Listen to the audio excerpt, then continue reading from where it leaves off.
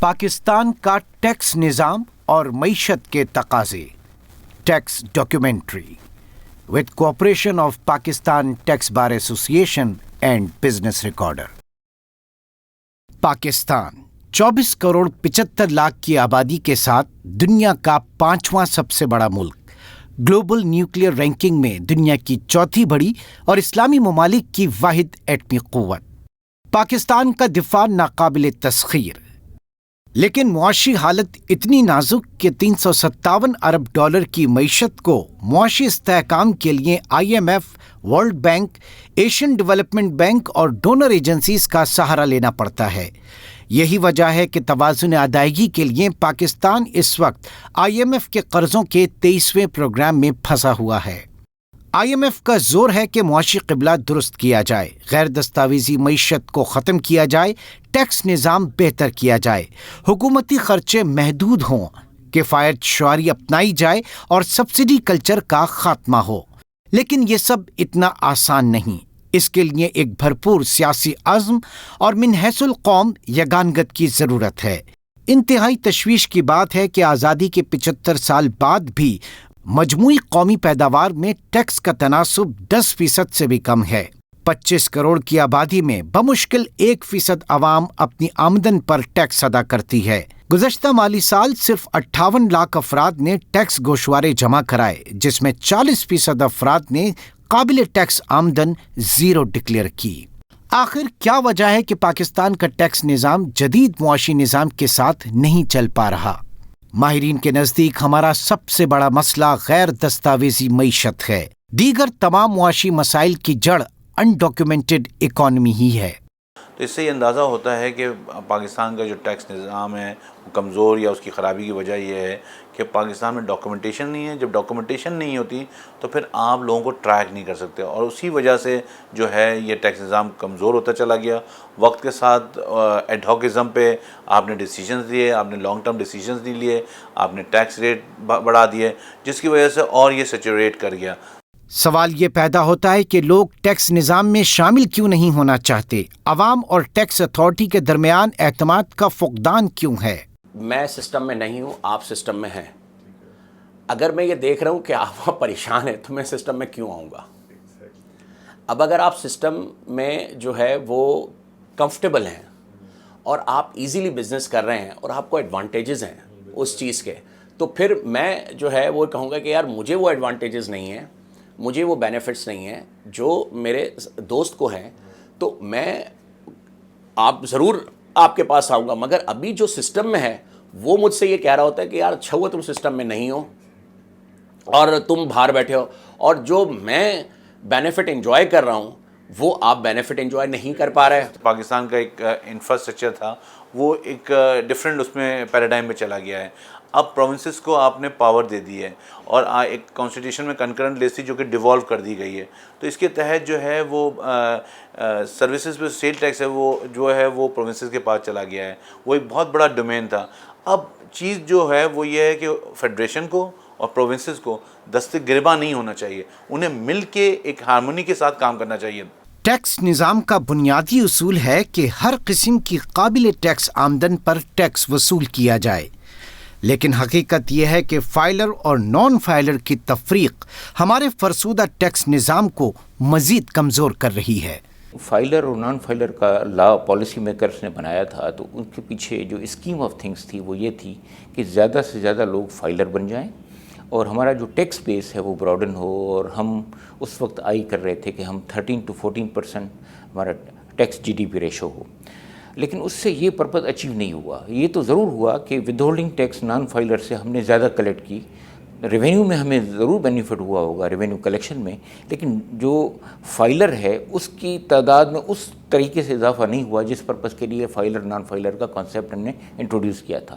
تو اس لیے اب مجھے لگ رہا ہے کہ گورنمنٹ شاید اس کو ریویو کر رہی ہے اور وہ فائلر نان فائلر کی ڈسٹنکشن سے ہٹ کے کوئی اور پالیسی بنانا چاہتی ہے۔ ہماری ٹیکس کمپوزیشن 37% بلا واسطہ یا ڈائریکٹ ٹیکس اور 67% بالواسطہ یا انڈائریکٹ ٹیکس پر مشتمل ہے۔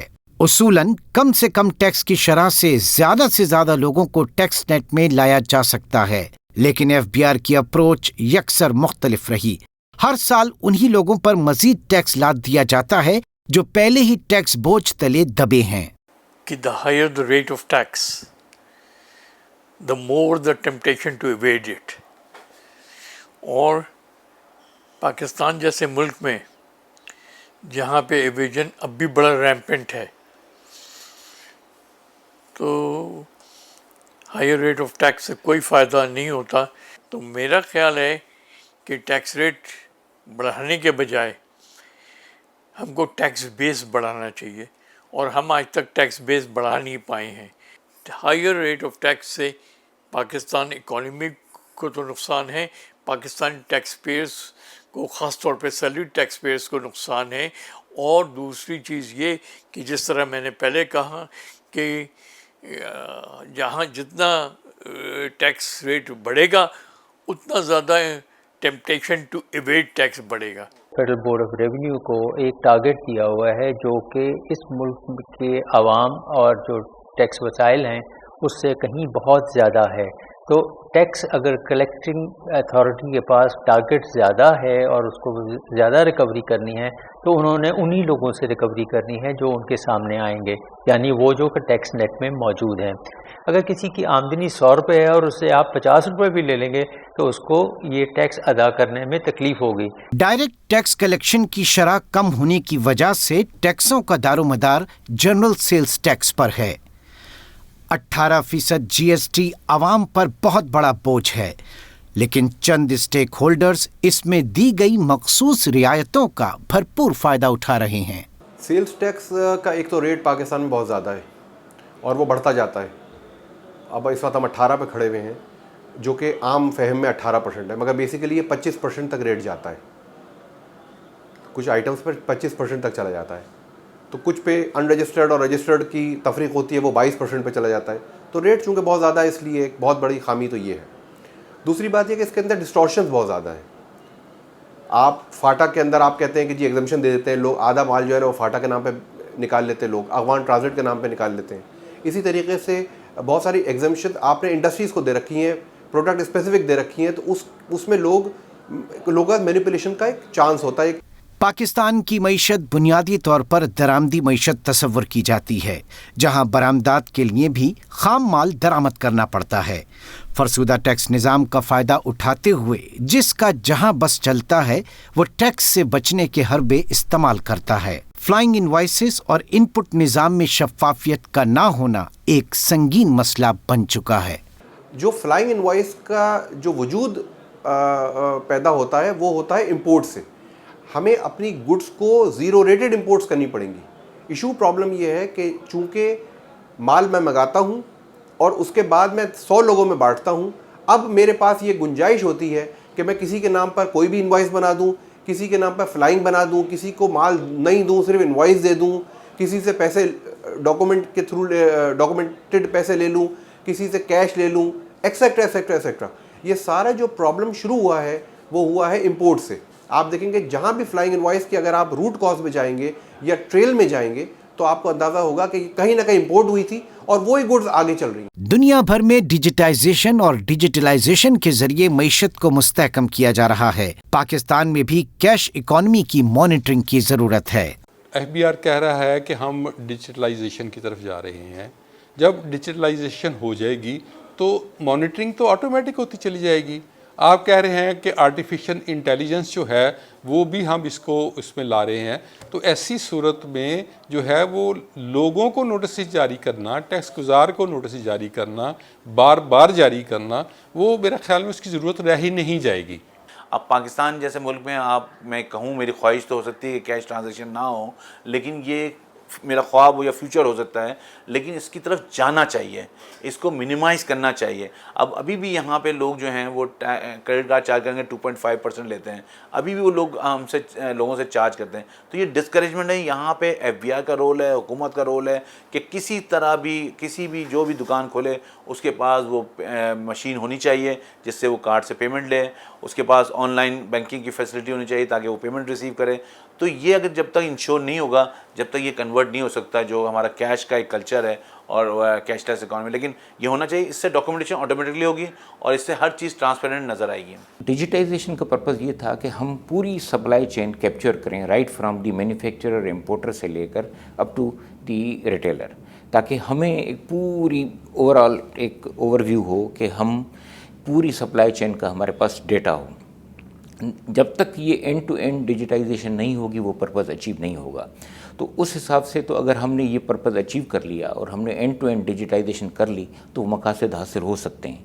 لیکن اب یہ ڈپینڈ کرتا ہے کہ ایف بی آر کتنا سیریسلی ان ریفارمز کو, ان انیشیٹوز کو جو ہے وہ کی طرف بڑھ رہا ہے. پاکستان کی فارمل اکانومی موجودہ ٹیکس نظام سے خوفزدہ ہے. ٹیکس آڈٹ سے لوگوں کو ہراساں کیا جاتا ہے. یہی وجہ ہے کہ طاقتور مافیا ٹیکس اتھارٹی کے گٹھ جوڑ سے اس کا بھرپور فائدہ اٹھا رہا ہے. کہ جو ہمارے ایڈیشنل کمشنر صاحبان ہیں وہ اپنی جوسڈکشن ازیوم کرتے ہوئے یہ نہیں دیکھتے کہ جو لا, جو آرڈر ان فیلڈ ہے اس میں کیا ارونیسنس ہے, اس میں کون سی چیز ہے جس کی وجہ سے جو ریونیو ہے اس کو پریجوڈس ہوا ہے. وہ انکوائری میں شامل ہو جاتے ہیں, لوگوں سے کاغذات مانگنا شروع کر دیتے ہیں, لوگوں کو نوٹسز بیچا ایشو کرنا شروع کر دیتے ہیں جو کہ ان کی ڈومین نہیں ہوتی ہے. دنیا بھر میں آٹومیشن کے ذریعے ٹیکس نظام کو جامع, مؤثر اور فعال بنایا جا رہا ہے تاکہ ٹیکس پیئرز کو انسانی تعامل کا کم سے کم سامنا ہو. وہ ایف بی آر پہ جاتا ہے کہ وہ اس کو سہولت فراہم کریں. مزید جیسے سیلز ٹیکس ہے, سیلز ٹیکس کے ابھی تک کوئی نوٹسز جو ہیں وہ آن لائن نہیں ہیں. ابھی بھی وہ آپ جو ہے اس کو جا کے کمپلائنس کرنی پڑتی ہے آپ کو. ساری چیزوں کی ریفنڈز آپ کا ابھی تک آٹومیٹڈ نہیں ہے اس طرح سے جیسا ہونا چاہیے. ود ہولڈنگ کی مانیٹرنگ ابھی تک آٹومیٹڈ نہیں ہے, اس کے لیے پھر وہ آپ کو ریکارڈز اور یہ ساری چیزیں, جبکہ آپ کے وہ سسٹم بھی گورنمنٹ نے ان پلیس کیا ہوا مگر اس کے رولز اور ابھی تک امپلیمنٹ نہیں ہو سکا ہے وہ. تو یہ چیزیں اگر ہوں گی تو وہ ہارڈشپ ڈیفینیٹلی ختم ہو جائے گی تھرو اے آئی. اب ساری دنیا میں یہ اے آئی کے تھرو ٹیکس سسٹم جو ہیں مختلف کنٹریز کے ہو چکے ہیں امپلیمنٹ. تو ہمیں چاہیے کہ ہم اس طرف جائیں اور اس کو کم کریں تاکہ پھر ٹیکس پہ کانفیڈنس بڑھتا ہے. دیکھیں اس میں پاکستان کے ٹیکس نظام میں ایک بڑا نقص ٹیکس معاملات کو بے جا عدالتوں میں لے جانا بھی ہے, جہاں فیصلوں میں غیر ضروری تاخیر ٹیکس کلچر کو مزید نقصان پہنچا رہی ہے. ہم یہ سمجھتے ہیں کہ لٹیگیشن میں جو بیجا لٹیگیشن ہے اس کو ختم ہونا چاہیے, کیونکہ اس سے لٹیگیشن جو ہے اس کی کاسٹ بہت زیادہ ہے اور ان نیسیسری لٹیگیشن کی وجہ سے ٹیکس گزار جو ہیں وہ اپنا ٹیکس ادا نہیں کر پا رہے اور نہ ٹیکس جو دینا بھی چاہتے ہیں وہ سامنے نہیں آتے تاکہ وہ اس جھنجھٹ سے دور جتنا رہیں وہ ہے. یہ لٹیگیشن نوٹسز اور اس کی کمپلائنس پہ آپ کو ایف بی آر کی طرف سے صحیح نہیں تو پھر ultimately cost of doing business وہاں بھی بڑھتی ہے کہ پھر آپ کو جانا پڑتا ہے اب ایپلیٹ اسٹیج پہ. اب جو نیا قانون آیا ہے اس میں اب آپ ایک حد تک جو ہے وہ سی آئی ٹی اپیل کے پاس, اب آپ کو ہر حال میں جو ہے وہ سی آئی ٹی اپیل کے بعد پھر آپ کو جانا پڑے گا ہائی کورٹ یا ٹریبیونل سے ہائی کورٹ. اب وہاں ہائی کورٹ میں جو ہے چھوٹے چھوٹے کیسز ہیں ان کے لیے آپ ہائی کورٹ جانا, وہاں وکیلوں کی ہائرنگ اور پھر وہاں پہ انتظار, پھر وہ الٹیمیٹلی ہائی کورٹ جو ہے ان کے پاس فیکٹس فائنڈنگ اتنا ان کے پاس ٹائم نہیں ہے, یا آلریڈی ان کے اپنے دوسرے کیسز ہیں وہ واپس آپ کو پھر وہیں واپس بھیج دیتے ہیں. تو جو لائر کی فیس ہے, جو ٹائم ہے, وہ واپس وہیں ضائع ہوا. پیچیدہ نظام اور ٹیکس کلچر نہ ہونے کی وجہ سے بزنس کمیونٹی ٹیکس کمپلائنس کو کاروباری لاگت میں اضافہ سمجھتی ہے, لیکن یہ حقیقت ہے کہ بہتر ٹیکس پلاننگ سے نہ صرف کاروبار ترقی پائے گا بلکہ ایز آف ڈوئنگ بزنس بھی مزید بہتر ہوگی. یس, کاسٹ آف ڈوئنگ بزنس تو بزنس کی بڑھے گی, اور یہ ہر بزنس کے ساتھ ہے کہ اگر آپ اپنے بزنس کو کمپلائنٹ کرنا چاہیں گے یا آپ اپنے بزنس کو ریگولرائز کرنا چاہیں گے تو آپ اپنے وہاں سافٹ ویئرز, اپنی جو وہاں پہ سسٹم کو مینیج کریں گے. انٹرنل آڈٹ ہے, یہ ساری چیزیں آپ مینیج کرتے ہیں تو کاسٹ تو بڑھتی ہے, مگر یہ آپ کو الٹیمیٹلی بینیفٹ دیتی ہے فیوچر میں ریڈیوس کہ آپ کو ٹیکس پلاننگ, اگر آپ کے پاس اسٹاف ہوگا, کنسلٹنٹ ہوں گے تو آپ اپنی ٹیکس اچھی بیٹر ٹیکس پلاننگ کر سکیں گے. تو یس, کاسٹ بڑھتی ہے مگر الٹیمیٹلی آپ کو بینیفٹ بھی دیتی ہے. کانسٹیٹیوشن کے اندر آرٹیکل 18 کہتا ہے کہ آپ کو کنڈیسیو انوائرمنٹ دینا چاہیے, تو وہ جو ہے حکومت کو یہ انوائرمنٹ دینا چاہیے. اور اس سے فائدہ کیا ہوگا؟ اگر بزنس بڑھے گا بزنس اچھا ہوگا تو ٹیکس اس کا ٹرکل ڈاؤن افیکٹ گورنمنٹ کے خزانے میں آئے گا. ہمارا المیہ ہے کہ ہماری ٹیکس پالیسی ہمیشہ سے ریونیو بیسڈ رہی ہے. ہمارے ٹیکس آداب بھی IMF طے کرتا ہے، جو یقیناً باعث تشویش ہے. اگر آپ دیکھا جائے تو ہمارے IMF سیٹ کرتا ہے، اور IMF سیٹ کرتا ہے کیونکہ اس کو اپنے پیسے واپس لینے ہیں. اس کی اپنی حیثیت ہے، لیکن آپ کو یہ دیکھنا چاہیے کہ اس وقت اکانومی کیسے بیہیو کر رہی ہے آپ کو ریونیو ٹارگیٹ سیٹ کرتے وقت، اور پھر کوشش یہ کرنی چاہیے کہ IMF کے جو چنگل ہے اس سے جتنی جلدی چھٹکارا حاصل کیا جا سکے وہ بہتر ہوگا. سونے پر سہاگا ہر نئی آنے والی حکومت اپنے ساتھ ایک ٹیکس ایمنسٹی اسکیم لاتی ہے، جو دیانتدار ٹیکس پیئر کے ساتھ نہ صرف زیادتی ہے بلکہ سرکاری سطح پر کالا دھن سفید کرنے کا مفید موقع ہوتا ہے. لیکن شومئی قسمت کہ ایسی نصف درجن ایمنسٹی اسکیم کے بعد بھی حالات بد از بدتر ہوتے جا رہی ہیں. جو ٹیکس ایمنسٹیز ہیں وہ دی جاتی ہیں کہ جب آپ نے کوئی ایسا کام کیا ہوا ہے کہ ڈکلیئر نہیں کیا، پراپرٹی آپ کے پاس ہے، کیش آپ کے پاس ہے، وہ جو ہے وہ بار بار آنے سے جو اس کی اہمیت ختم ہو جاتی ہے. لوگ کہتے ہیں یہ تو ہر دفعہ ہی آ جاتی ہے تو ہم ٹیکس کیوں دیں. حکومت کو ہر سطح پر راست اقدامات کرنا ہوں گے، تبھی ملک میں بیرونی سرمایہ کاری بھی فروغ پائے گی. جو فورن انویسٹمنٹ آپ چاہتے ہیں کہ آپ کے پاس آئے، تو اس کے لیے آپ کو ون ونڈو سولوشن دینا چاہیے. پتہ چلتا ہے کہ جی آپ ایک آفس سے دوسرے آفس بھاگ رہے ہیں تاکہ آپ کو آفس کا رجسٹریشن مل سکے، تیسرے آفس بھاگ رہے ہیں کہ جو فارنرس آئے ہیں ان کا ورک پرمٹ مل سکے. اگر آپ اتنی روڑے اٹکائیں گے ان کے رستے میں تو دے ول گو سم ویئر ایلس. وہ انڈیا چلے جائیں گے، وہ بنگلہ دیش چلے جائیں گے جہاں ان کو فیسلٹیز تو ملے.